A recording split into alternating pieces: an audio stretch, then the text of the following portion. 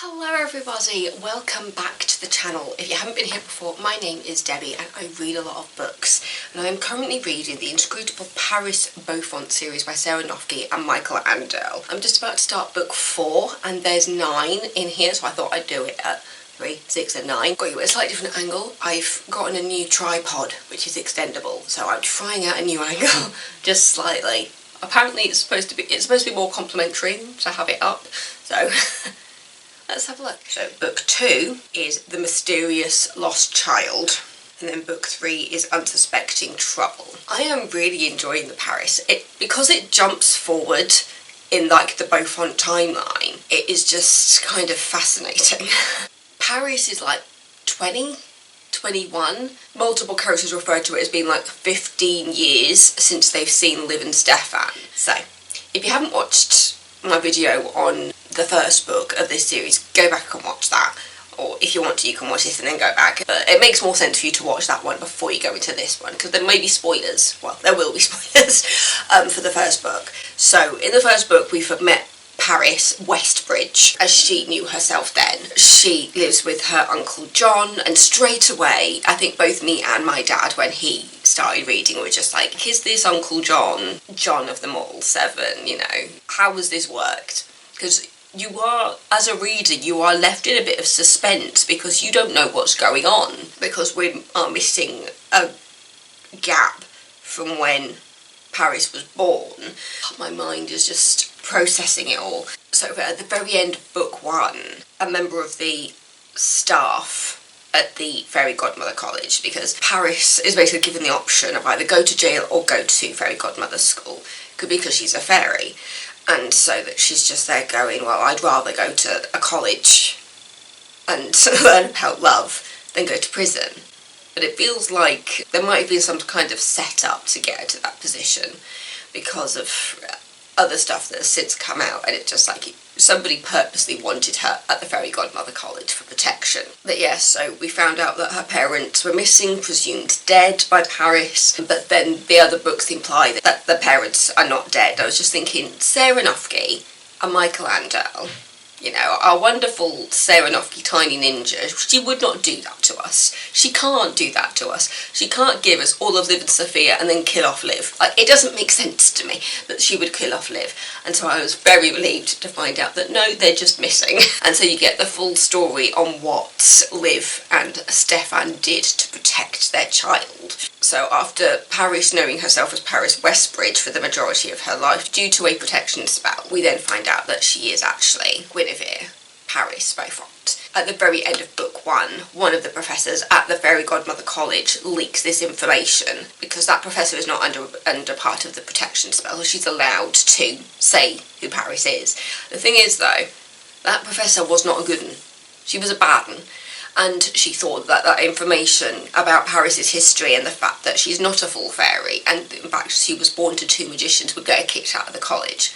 But you got Mei Ling, you got Willow Star, the head teacher, who were just like, actually, the fact that she was born to magicians but she's still at least half fairy means that we actually still want her in the college. And so that professor's evil plan backfired. The evil professor left, leading us on to what happens in books 2 and 3 in regards to Paris finding out who she is, meeting more people involved in her parents' history, and trying to find out why she has been protected from her history, why there's so many secrets being kept. And book 3 actually ties up some of those questions and secrets in order for us to go ahead with the next 6 books, essentially. So yeah, so that's catching up on what happened at the end of book 1, leading us into books 2 and 3. So through books 2 and 3, Paris is coming to terms with who she is, realising how powerful she is as being a child of 2 incredibly powerful magicians, while also having fairy blood, because if you've read the Liv series or you've watched my videos on the Liv series, when Liv was pregnant with Paris, her father had been bitten by a demon, so in order to protect her unborn child from the demon blood, she wished for her child not to be a demon, and therefore the genie on which she made the wish made Paris a fairy. But of course this means that technically she is a powerful magician thanks to her parents. She is also part fairy thanks to magic, but then also her father is technically part demon, which means that she is part demon, and so she has to come to terms with everything that's going on and how powerful that makes her in the search for her parents. And the dark shadow, which we learn is an evil entity which is after Paris because of her halfling blood, even though she's technically not a halfling because she's got 4 parts to her now, well, 3, magician, fairy and demon, which she needs to use to her advantage in taking down this mysterious being who just wants to be powerful and was part of her parents going missing. But yeah, so you see Paris united with the Crying Cat Bakery, Cat and Lee. She already met Rudolph in the first book, and then obviously because we're also into the future, you meet his kids, you meet the captains all grown up, and seeing her united with her uncle Clark, who is still working in the House of 14, and her aunt Sophia, who is now leader of the Dragon Elite and the Rogue Riders, and yeah, it's just so great. I am really looking forward to what happens going forwards now that Paris knows who she is, and the fact that in book 3 she does actually meet her parents for the first time since getting her memories back and secrets not being secrets anymore. Sorry if the angle's changed slightly. My battery died and I didn't realise how low it was getting. But yeah, so now we're just seeing Paris come into her own. She has met people from her parents' past who are able to fill in some of the blanks for her now that she knows who she is. And she's trying to help them bring her parents back from this dark place that they were sent by the Shadow, which has been after Paris since it was known she was going to be a halfling. And it just shows you kind of like the power in Rarity, because there is no other known magician fairy, which is why she's such an asset to the Fairy Godmother College as well. Through that you see Paris making really good changes to the Fairy Godmother College and bringing them into the modern day, making them realise that no, a lot of their curriculum is old-fashioned and they need to be brought into the 21st century because so much of what they think they need to do to bring people together just isn't relevant anymore. And so it's really quite exciting to see Paris making those changes at the Fairy Godmother College, and it'll be really cool to see how Paris staying true to herself in regards to the fact that she is very similar to her mother. She's very similar to Liv, where she's very strong in her convictions, and things that got her into trouble were just her kind of being in the wrong place at the right time or the right place at the wrong time, with the fact that she would be standing up to bullies. And I mean, that's how we had a great introduction to her at the Fairy Godmother College, when she wasn't going to stand for bullying, and so she decided to hover a pie over the bully's head.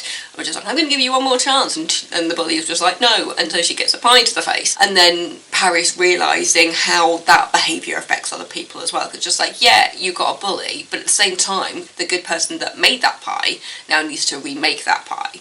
But then also that chef comes out and says, actually I don't mind making that pie again because that bully has been needed to be told off for quite a while. So it's just Paris bringing in that balance to her personality of knowing, yes, I can be true to myself while also not always acting completely on that first instinct. It's that whole thing of think before you speak, think before you do. And so while Paris is very impulsive, she does need to learn to not always act on that impulse. Just have a think before you do anything and see if there is a slightly better way to go about it. But I love her impulsiveness. I think that it really works in her favour a lot of the time. She just needs to think a little bit. And, you know, she's early 20s in these books, so it just yeah, I want to say she's like 2021, which implies that she was about 5 years old when Liv and Stefan went missing. But you realise that everything that everybody has done has been in order to protect Paris. She has been known as Paris since her parents went missing due to the protective spell that has been put on her and the people connected to her, because nobody wanted to spoil anything and they needed to keep that secret for Paris's safety. So even though her birth name is Guinevere, named for her grandmother, Paris has only ever known herself as Paris. So whether at some point in the story she decides to embrace the Guinevere, I mean, at this point she's very much embracing the fact that she is a powerful magician coming from the famous royal Beaufont family. It'll be cool to see if she does decide to take back Guinevere at some point, even though she has gone by Paris or Père for the majority of her life at this point. Now that her parents are back in her life, it does make me wonder if at some point she is going to want to take her name back. According to the percentage, because I read this on Kindle, I'm at 36%. Yeah, I'm just very much enjoying it. I'm very much enjoying it. For somebody who went for so long not reading that much fantasy, and now I feel like I read a lot of fantasy. In regard to the Beaufont series, I've just started Whitehaven Witches by TJ Green, and my thoughts on book 1 of The Whitehaven Witches is not far off. I did really enjoy that, by the way. As somebody who's insanely interested in like the witch trials and stuff, and seeing kind of the English side of that, the English history, because I mean, when you think of the witch trials, the first thing you think of is Salem, Massachusetts, but obviously it happened everywhere, and seeing the English history is really cool. So that was books 2 and 3 of The Unexplainable Fairy Godmother. Seeing her involvement in one particular coupling, is that the best way to describe it? In the very first book of The Unexplainable Fairy Godmother, the very first chapter was a fairy godmother from the college trying to get two people together. We're basically told that this coupling will affect the Godmother College if they cannot get these two people together. Especially through the last book, Paris has become instrumental on trying to get that coupling to happen, because that one has very much a haters to lovers storyline happening in regards to a man and a woman who hate each other because of the situation that they are in, and Paris is trying to help the Godmother College in getting these two together by taking out the problem. She's just like, you know, they hate each other for these reasons, so we need to get this reason out of the equation. So seeing Paris actually learning at the college, and, you know, after kind of being a bit about it and thinking, you know, what has this got to do with love? And she's very much a modernist in regards to how she looks at romance. And some of it I'm just like, yep, you know exactly what you're talking about, Paris, and other times it was just like, but you also need to be a bit more open-minded, because not everybody will have the same feelings as you. The Fairy Godmother College is very traditional, and obviously Paris is very modern about it. And it's just like, I think both can work, because people are different. What some people might think of as modern, some people might prefer the traditional approach. You know, it's like the idea that when it comes to feminism, it's basically about doing what we want. You know, we don't have to stay at home with the baby, but at the same time some people will want to do that. That is my take on the Fairy Godmother College and their ideas of love. It's just like, yeah, for some people, learning how to ballroom dance might actually work in regards to sorting out that matchmaking. But for other people, that won't be necessary. So it's just being open-minded about it, I think. And I think that Paris is leaning into that open-mindedness a bit more. Yes, she makes some very valid points in regards to the modern world, how romance works in the 21st century. But yeah, she just needs to remember that people have different feelings and people are different, and some people might like the old-fashioned route. Yeah. Unexplainable Fairy Godmother books 2 and 3. The next book is going to be The Shatterproof Magician. That's book 4. I will do another wrap up when I get to book 6. Sarah Noffke and Michael Anderle have done it again. So thank you so much for watching, and don't forget to subscribe if you're not already. I have seen the subscriber number trickle up a little bit, so thank you so much to the newcomers. If you do have any recommendations of books for me, please chat to me in the comments. But yes, so thanks, and I will see you on Wednesday with another video. Mwah. Stay safe everybody, love you.